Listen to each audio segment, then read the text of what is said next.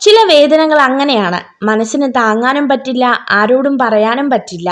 ഒറ്റപ്പെടൽ ഒരിക്കലും ജീവിതത്തിലെ ഇരുട്ടല്ല, പലരെയും തിരിച്ചറിയാനുള്ള വെളിച്ചമാണ്.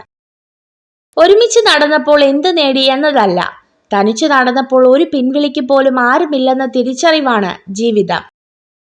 ജീവിതത്തിലെ പ്രശ്നങ്ങളല്ല, പ്രശ്നങ്ങളോട് നമ്മൾ പ്രതികരിക്കുന്ന രീതിയാണ് നമ്മുടെ വിജയവും പരാജയവും നിശ്ചയിക്കുന്നത്.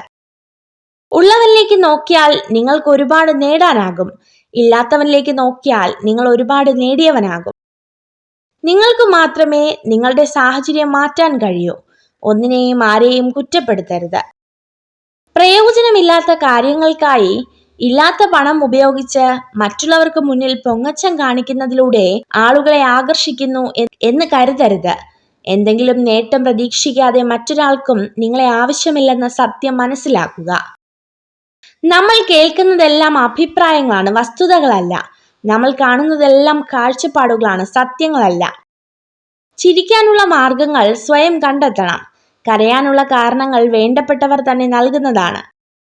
വെല്ലുവിളികൾക്ക് മുന്നിൽ പകച്ചു നിന്ന് എനിക്കതിന് കഴിയില്ല എന്ന് വിധിയെഴുതി പിൻവാങ്ങുന്നത് വിഡ്ഢിത്തമാണ്.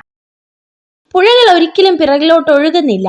അതുപോലെ ഭൂതകാലം മറന്ന് നിങ്ങളുടെ ഭാവിയിൽ ശ്രദ്ധ കേന്ദ്രീകരിക്കുക. എല്ലാ മനുഷ്യർക്കും രണ്ട് കഥകൾ ഉണ്ടാകും.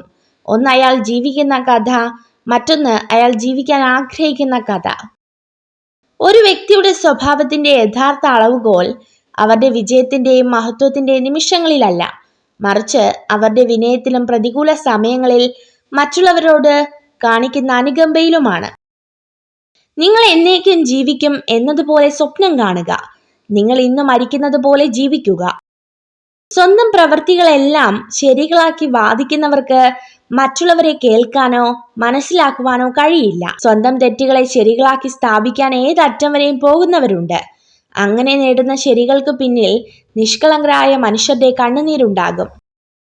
വികാരങ്ങൾ പങ്കുവയ്ക്കുമ്പോൾ നിഷ്കളങ്കരായ പെൺകുട്ടികൾ പൊതുവെ സത്യസന്ധരായിരിക്കും. നമ്മൾ സ്നേഹിക്കുന്നവർ നമ്മുടെ കൂടെ വേണമെന്ന് ഒരിക്കലും വാശി പിടിക്കരുത്.